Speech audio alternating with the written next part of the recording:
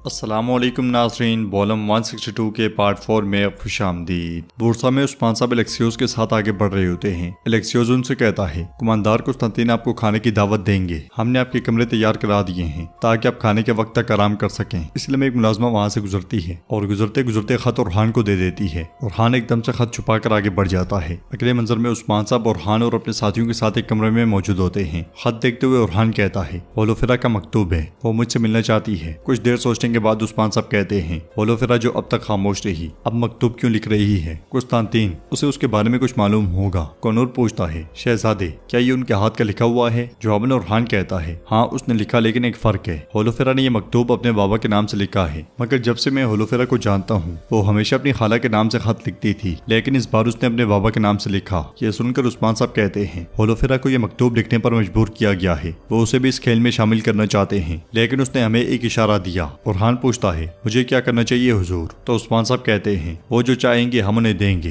तुम होलोफेरा से मिलोगे, लेकिन बहुत मोहतात होकर। अब अगर कुस्तांतीन इसके पीछे है तो यह मसला हमें हलाक भी कर सकता है। तुम जब मिलोगे तो वो तुम्हें देख भी रहे होंगे और सुन भी रहे होंगे, लेकिन जो तुम जानते हो उसे जाहिर ना करना। यह सुनते साथ ही ओरहान चला जाता है और बुरहान उस्मान साहब से पूछता है, मेरे हुजूर वो होलोफेरा का इस्तेमाल करके शहजादे से क्या लेना चाहते हैं? जवाब में उस्मान साहब कहते हैं, हम ये होलोफेरा से जानेंगे, लेकिन ज्यादा इम्कान है कि उनका इरादा हमारा रास्ता मालूम करने का है। वो इस मामले को हाथ लगाए बगैर हल करना चाहते हैं, जैसे इन्होंने कुंदूज साहब के साथ किया। चलो जाकर उस शैतान का चेहरा देखते हैं। फिर इसके साथ ही वो तीनों कमरे से निकल जाते हैं। सरदी बाजार में सरदार कराची तलवारें दिखाते हुए याकूब से कहते हैं, मैं कराची सरजमीन से तोहफे में तलवारें लाया हूँ। सरदार याकूब उठकर तलवार देखते हुए कहता है, कराची साहब आपने खुद को तकलीफ दी है, जो माजी ने पड़ोसी कबाइल के जरूरतमंदों में तकसीम कर दो। फिर सरदार कराची कहते हैं, हमें लगा कि आप कोताहिया में हैं। तो सरदार याकूब कहता है, हाँ मैं वहाँ था, लेकिन सरदी इलाकों में जो कुछ हो रहा है, जब मैंने इसके बारे में सुना तो मैं कोताहिया में नहीं रह सकता था। मैंने सुना है कि आपने उस्मान के साथ इत्तेहाद कर लिया है, क्या ये सच है?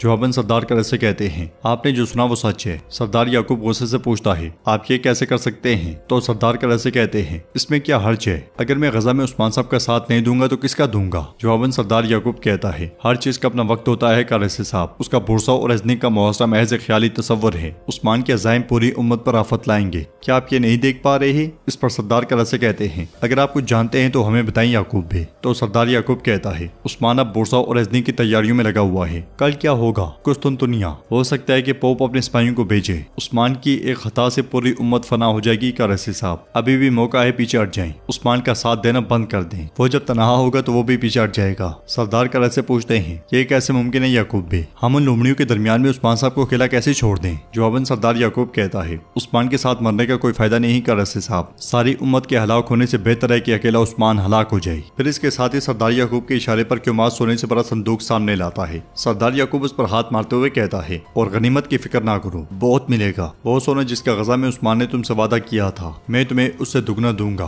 ये कहते साथ ही वो संदूक खोलकर उसे बुरोड़ने लग जाता है और सरदार कराची सोच में पड़ जाता है। बुरसा में उस्मान साहब बुरहान और कनूर के साथ कुस्तांतीन के कमरे में दाखिल होते हैं। कमरे में कुस्तांतीन सिपाहियों की बड़ी तादाद के साथ मौजूद होता है और उस्मान साहब को खुशामदीद कहता है। सिपाहियों को देखते हुए उस्मान साहब पूछते हैं, ये क्या है? क्या तुम्हें मुझसे आमने सामने बात करने का हौसला नहीं है? अपने पीछे खड़े इन मुहाफिजों को देखो, जबकि मैं 4 जंगजुओं के साथ बुरसा आया हूँ। यह सुनकर कुस्तांतीन सिपाहियों से कहता है, उस्मान साहब की ख्वाहिश का ख्याल किया जाए। मैं नहीं चाहता कि कोई भी मुहाफिज कमरे में हो, सब बाहर निकल जाओ। हुक्म मिलते साथ ही एलेक्सियोस के अलावा बाकी सब चले जाते हैं और कुस्तांतीन उस्मान साहब से कहता है, मैं नहीं जानता था कि आप मुझसे बात करने के लिए अपने साथ इतने सिपाही लेकर आएंगे। अब आप ज्यादा हैं। वो बैठते हुए उस्मान साहब से कहता है, तशरीफ रखें। उस्मान साहब एक तरफ से कुर्सी उठाते हैं और बिल्कुल कुस्तांतीन के सामने जाकर रख देते हैं। कुर्सी सामने रखने के बाद बैठ जाते हैं। फिर कहते हैं, तुम मुझसे मिलना चाहते थे, अब तुम जान जाओगी कि हम कौन हैं। तो कुस्तांतीन कहता है, मेरे कानों ने जो कुछ सुना उससे मुझे खुशी नहीं हुई उस्मान। आप हमारे तिजारती रास्तों और हमारे जरखेज जमीनों पर खाना बदोशों को बिठा रहे हैं। कोई अंधा ही होगा जो आपके इस मकसद को देख ना सके। तो उस्मान साहब कहते हैं, मेरी नीयत साफ है। इससे पहले कि मैं कोई मुहिम शुरू करूं, सारा जहां अच्छी तरह जानता है कि मैं क्या चाहता हूं। यह सुनकर कुस्तांतीन कहता है, मैं जब तक सांस ले रहा हूं बुरसा का मुहासरा करना नामुमकिन है। उस्मान साहब मुस्कुराते हुए कहते हैं, मैं भी ऐसा ही सोचता हूँ। इस पर कुस्तांतीन कहता है, दुनिया को देखें उस्मान साहब, कई शेरों और कई भेड़ियों ने बुरसा को निकलने की कोशिश की, लेकिन उनके दांत टूट गए। बुरसा ऐसा शहर नहीं है जिसे आप ले सकते हैं। यह शहर उन किलो जैसा नहीं है जो आपने लिए हैं, और जो इसका गवर्नर है वो उन गवर्नरों जैसा नहीं है जिन्हें आपने शिकस्त दी है। आप अपने आप से बड़ा काम करने की कोशिश कर रहे हैं। कुस्तुनतुनिया के साथ बुरसा के तमाम राब्ते मुनक़ता हो जाएंगे। उसके बाद क्या होगा? ये शहर बरसों तक जिंदा रह सकता है। तो उस्मान साहब कहते हैं, मेरे आगे बुरसा के बारे में वजाहत ना करो, मैं अच्छी तरह तरह जानता हूँ कि बुरसा कैसा है। जो अल्फाज तुमने कहे ये मुझे बिल्कुल भी नहीं डराते,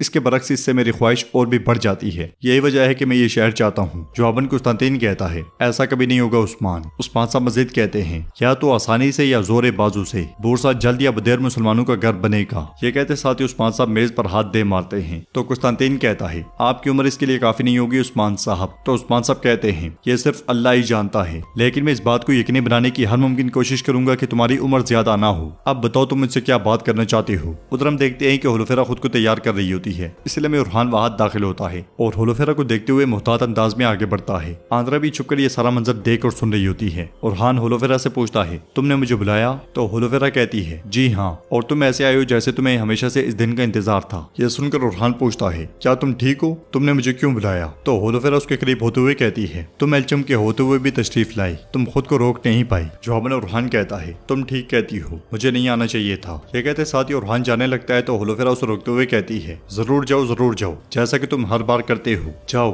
ये कहते साथ वो कमरे में मौजूद चीजें फेंकने लग जाती है। उरहान उसके पास आकर उसे पकड़ते हुए पूछता है, तुम ठीक हो? हाँ, क्या कुछ हुआ है, बताओ। तो होलोफेरा कहती है, तुम अब भी मुझसे प्यार करते हो। यह सुनकर उरहान कहता है, होलोफेरा ऐसा मत कहो, मोहब्बत की इस राख को मत भड़काओ। होलोफेरा पूछती है, राख? क्या इस मोहब्बत की आतिश बुझ चुकी है? इस पर उरहान कहता है, जो कुछ हुआ उसके बाद अब ये क्यों कर रही हो? हाँ। होलोफेरा पूछती है, क्या तुम मुझे भूल सकते हो? क्या ये थी तुम्हारी मोहब्बत? यह कहते साथ ही उसकी आंखों से आंसू बहने शुरू हो जाते हैं। उरहान भी गमगीन होते हुए कहता है, होलोफेरा, मैंने ये निकाह अपने खानदान और अपने कबीले की खातिर कबूल किया था और तुम ये जानती हो। जवाबन होलोफेरा कहती है, हाँ मैं जानती हूँ, तुमने अपने खानदान का इंतखाब किया उरहान, तुमने मुझे अकेला छोड़ दिया, लेकिन तुमने सिर्फ मुझे धोखा नहीं दिया, तुमने खुद को भी धोखा दिया। तुमने अपना इश्क छोड़ दिया और एल्चम से शादी कर ली। उरहान कहता है, मेरे पास और कोई चारा नहीं था, लेकिन तुम्हारे पास एक और रास्ता था होलोफेरा। तुमने क्या किया? तुमने छोड़ने का इंतखाब किया। अब क्या बदला है? तो होलोफेरा कहती है, मैं जब से आई हूँ तब से तकलीफ में हूँ। मुझे समझ आ गई है कि चाहे कुछ भी हो, मेरी तुमसे मोहब्बत कभी खत्म नहीं होगी। हम जबकि एक दूसरे से मोहब्बत करते हैं तो तुम हमें धोखा कैसे दे सकते हो? उधर कुस्तांतीन उस्मान साहब से कहता है, मैं आपको आपके वजूद को बरकरार रखने का एक मौका दूंगा, दूसरी सूरत में आप और आपके लोग मर जाएंगे। उस्मान साहब कहते हैं, बोलो।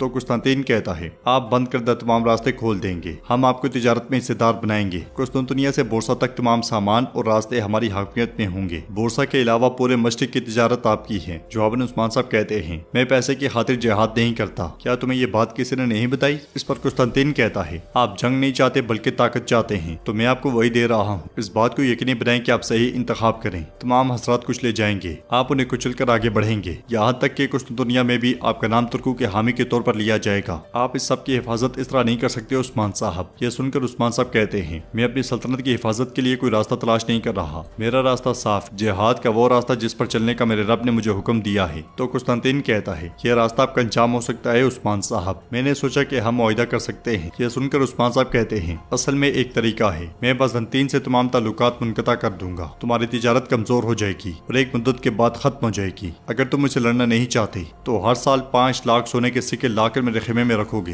ये कहते साथ ही उस्मान साहब मेज पर हाथ दे मारते हैं और एपिसोड भी इख्तिताम पजीर होती है। अगर आपको ये वीडियो पसंद आए तो वीडियो को लाइक करें, चैनल को सब्सक्राइब करें और बेल आइकन पर लाजमी से क्लिक कर दें। इंशाल्लाह मिलते हैं नेक्स्ट वीडियो में। तब तक के लिए रखें अपना और अपनों का बहुत ज्यादा ख्याल। अल्लाह निगहबान।